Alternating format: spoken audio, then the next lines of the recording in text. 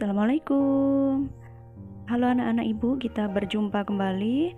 Semoga kita semua tetap dalam keadaan sehat walafiat. Pada pertemuan kali ini, kita akan melanjutkan membahas mengenai relasi dan fungsi, yaitu part kedua tentang konsep fungsi. Di sana nanti kita akan membahas domain, kodomain, dan rank. Nah, anak-anak ibu, persiapkan alat tulis kalian, perhatikan baik-baik dan catat bagian pentingnya.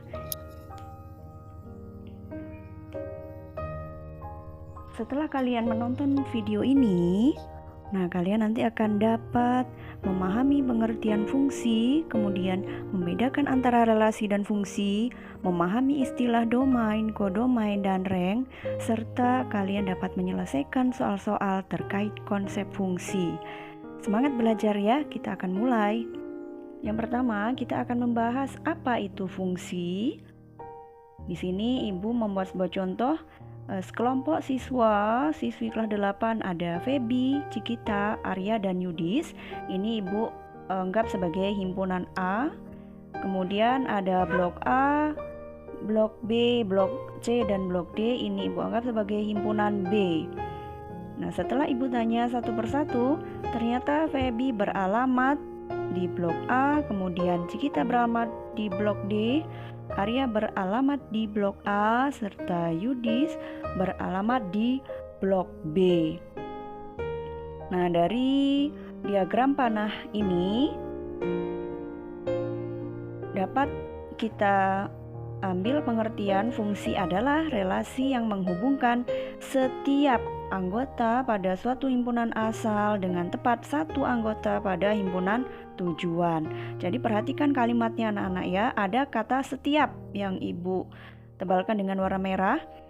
Setiap anggota pada himpunan asal. Jadi himpunan asalnya himpunan A yang ada Feby, Cikita, Arya, dan Yudis. Nah, itu perhatikan apakah setiap anggotanya sudah memiliki tepat satu. Jadi memiliki satu pasangan pada himpunan tujuan. Himpunan tujuannya adalah himpunan B.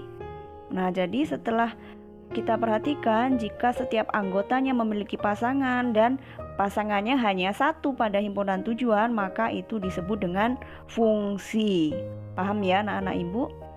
Nah, kemudian fungsi itu juga kadang disebut dengan pemetaan.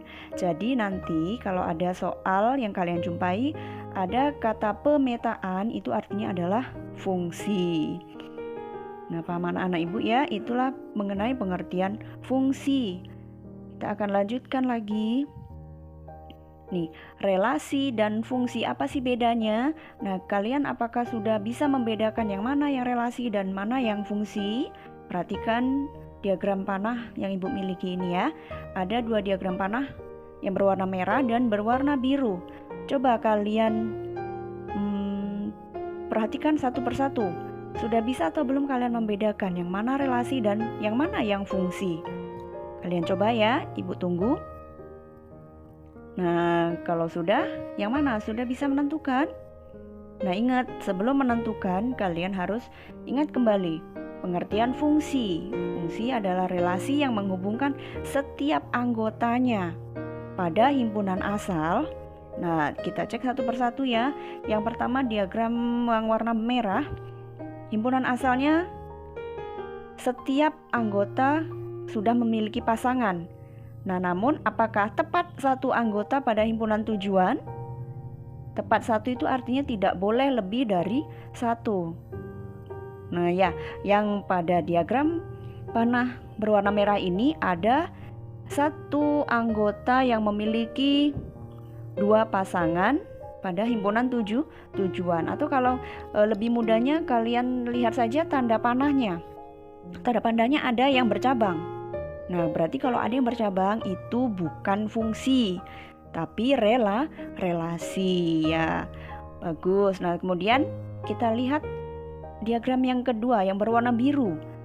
Cek baik-baik himpunan asalnya, himpunan A-nya, apakah setiap anggotanya sudah memiliki pasangan? Ya, jawabannya sudah. Nah, yang kedua, apakah pada himpunan asal sudah memiliki pasangan tepat satu anggota B pada himpunan tujuan? Jawabannya juga sudah ya, artinya kalau dilihat dari tanda panjang tidak ada yang bercabang pada himpunan asal. Maka ya benar, yang merupakan fungsi adalah diagram yang berwarna biru. Yang merah relasi, yang fungsi yang berwarna biru. Nah, baiklah, jika sudah bisa memahami tentang beda mana relasi dan fungsi, kita akan lanjutkan lagi menyatakan fungsi. Lihat anak-anak, ingat kembali menyatakan relasi pada pertemuan sebelumnya. Ada 3 cara, yaitu diagram panah, diagram kartesius, dan pasangan berurutan. Jadi menyatakan fungsi ini sama dengan menyatakan relasi. Nah, oleh sebab itu Ibu rasa tidak perlu kita bahas lagi ya, kalian cukup mengingat-ingatnya. Kita lanjutkan saja tentang domain, kodomain, dan rank. Apa sih domain itu, kodomain itu, dan rank itu apa sih? Nah, perhatikan baik-baik. Di sini Ibu punya sebuah diagram dengan anggota-anggotanya. Lihat baik-baik lingkaran Ibu. Nah, jadi himpunan A atau himpunan asal ini terdiri dari A1, A2, A3, dan A4 itu disebut dengan domain. Ini ya, domain himpunan asal atau daerah asal. Kemudian perhatikan lingkaran kuning Ibu. Yang himpunan B ini ya, B1, B2, B3, dan B4 itu merupakan kodomain atau daerah kawan. Ingat, daerah kawan adalah himpunan yang kedua, himpunan B-nya. Semua anggotanya ada B1, B2, B3, dan B4. Kemudian apa itu rank? Nah, rank yaitu daerah hasil. Hasil dari apa? Hasil dari himpunan A dipasangkan dengan himpunan yang B atau yang ditunjuk dengan tanda panah. Jadi mana saja yang ditunjuk? Yaitu B1, B2, dan B4. B3 karena dia tidak ditunjuk maka dia dikatakan bukan daerah hasil. Paham ya? Domain, kodomain, dan rank. Kalian harus mengingatnya baik-baik. Kita lanjutkan. Nah, nih contoh soal relasi. Kita akan membahas beberapa soal tentang fungsi ya. Maaf, ini fungsi.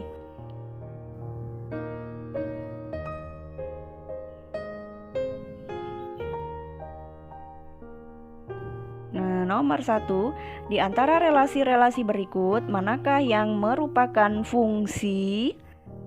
Nah, Ibu punya 4, ada A, B, C, dan D. Kita bahas satu persatu. Yang A, apakah diagram A ini merupakan fungsi? Nah, kalian sudah mahir tadi ya, cek cukup himpunan asalnya saja. Himpunan asalnya apakah setiap anggotanya sudah memiliki pasangan tepat satu pada himpunan tujuan? Ya, kalau dilihat setiap anggotanya sudah memiliki ya.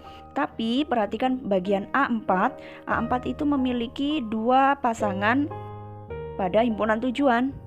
Oleh karena itu, yang A ini bukan fungsi. Kemudian yang B, lihat yang B ini merupakan himpunan pasangan berurutan. Kalian cukup perhatikan bagian yang kirinya saja atau awalnya ya.